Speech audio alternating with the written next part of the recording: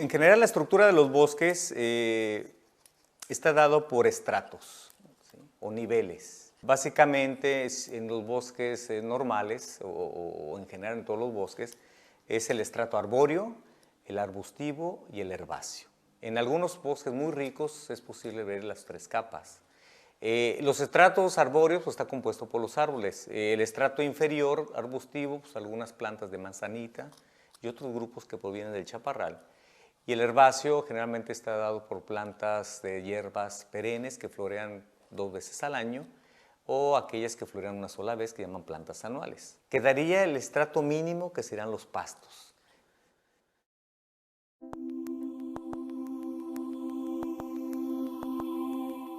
En el bosque de la Sierra de San Pedro Mártir está conformado principalmente por grupos de árboles llamados pinos, de manera común, y son desde el punto de vista científico del género Pinus.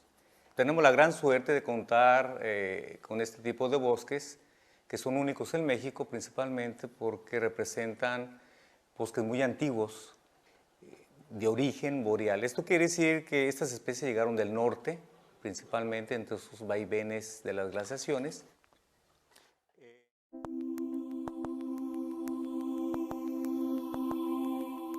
Concretamente en San Pedro Mártir tenemos prácticamente aquí la variedad de especies de pinos. Este que tenemos aquí es el Pinus lambertiana, los americanos le llaman sugar pine porque su resina es muy dulce. Este es fácil de distinguir principalmente por su forma muy alargada, puede ser inclusive hasta 35 centímetros, pero no tan pesada como esta.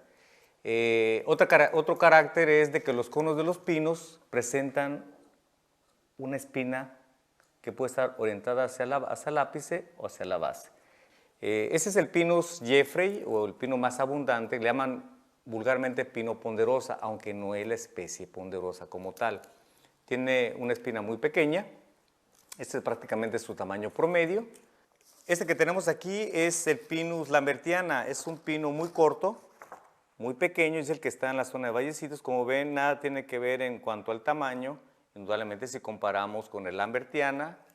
En el caso, por ejemplo, este es el Pinus piñonero, ¿sí?, un cono muy pequeño, ¿sí?, de 4 hojas, que anda por la rumorosa más o menos, es un poquito más grande de los que podemos encontrar, y este piñón es el que se vende de manera comestible, ¿no?, y es el que han usado las etnias que por cientos de años han habitado la sierra para alimento en periodos obviamente de ausencia de alguna otra alimentación.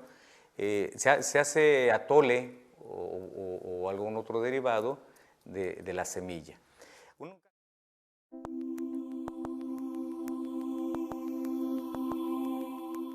La manera de identificar los pinos en campo es a partir del cono, que realmente es una parte sexual de la planta y es una forma, ¿verdad?, de disponerse los órganos sexuales, principalmente los femeninos. Este cono es de tipo femenino. Los masculinos son mucho más pequeños, de aproximadamente 5 centímetros, y son los que liberan el polen. Otra manera de poder distinguir es si tienen o no un rabito, una colita. Esta se llama pedúnculo, y entonces pueden ser conos pedunculados o conos sin pedúnculo, se llaman sésiles. En el caso de Pinus lambertiana, se puede observar la presencia de este pedúnculo, y sin embargo Pinus jeffrey pues carece de pedúnculo, entonces estará directamente adherido a la rama, mientras el otro podrá estar colgando. Una tercera forma es la corteza. Cuando uno ve la parte verde del arbolado, pues indudablemente puede confundirse porque el color de los pinos prácticamente es el mismo. Pero las cortezas se distinguen, unas más rojizas, unas más oscuras, unas muy agrietadas y otras no. Este es un ejemplo de una corteza de Pinus jeffrey, ¿sí?, que permite tener, cuando son muy adultos, grandes grietas. Estas se forman precisamente por una presión del propio crecimiento de la planta que no soporta y entonces empieza a agrietarse.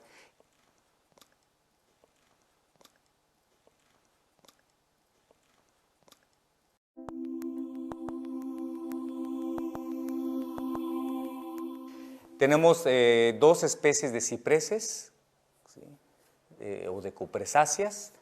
Uno es Calucelos decurrens, que le llaman incienso o cedar incienso, que es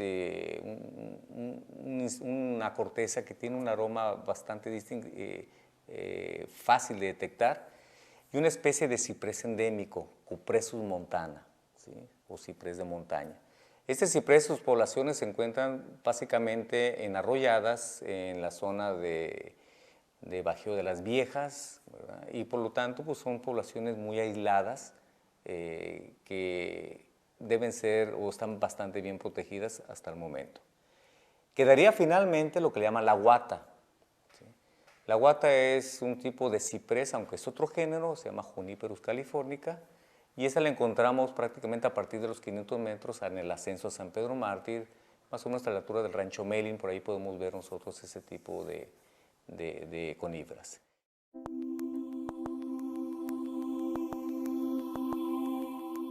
Otras especies que no sean del pino son los abetos. Tenemos una sola especie, Abies concolor, que prácticamente se encuentra por arriba de los 2.200 metros, hasta los 2.800 o 2.900 metros. Un abeto, que en el centro de México les llaman oyameles, ¿sí? Los bosques de oyameles, que son los que dominan, por ejemplo, en la zona de la mariposa monarca. Solo que aquella especie es Abies religiosa y aquí la tenemos Abies concolor. ¿Por qué concolor? Porque tiene una coloración muy parecida a la que tiene el pino piñonero, de blanco-verde, que con la posición del sol hace que parezca blanquecino.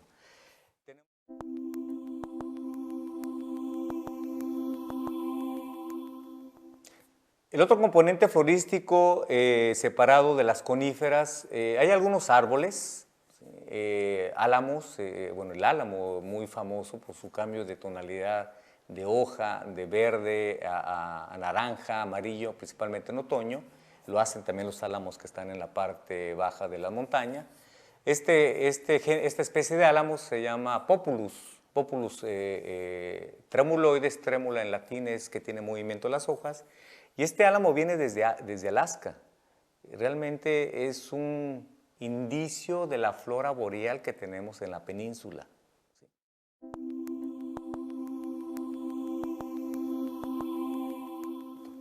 Hay sauces, como cítricos de arbolados, sales. Tanto el sauce como el álamo son de la misma familia, la familia Salicácea.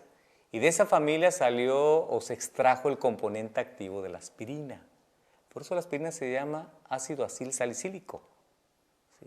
Porque viene de la familia Salicácea. ¿Sí? Entonces, cuando tengamos dolor de cabeza, pues simplemente tomamos una hoja de álamo o de sauce, la masticamos y va a tener el componente activo.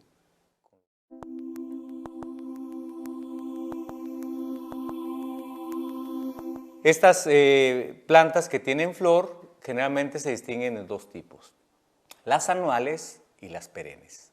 Las plantas anuales son aquellas que tienden a florear en un periodo anual. Pueden iniciar su germinación en febrero, en el caso de San Pedro Mártir, hasta que no se van las heladas prácticamente, por el mes de marzo, abril, germinan, tienen un desarrollo vegetativo, formación de hojas, desarrollo de la planta, forman la flor, se polinizan, forman el fruto, liberan las semillas y a dormir la semilla. Para el caso de las plantas perennes, probablemente entre el mes de mayo y junio estén tirando la flor. Si hay condiciones, habrá algunas que tengan doble floración cuando pasan las lluvias de verano. Y si no, se esperarán hasta el siguiente año a su proceso de floración. Con ello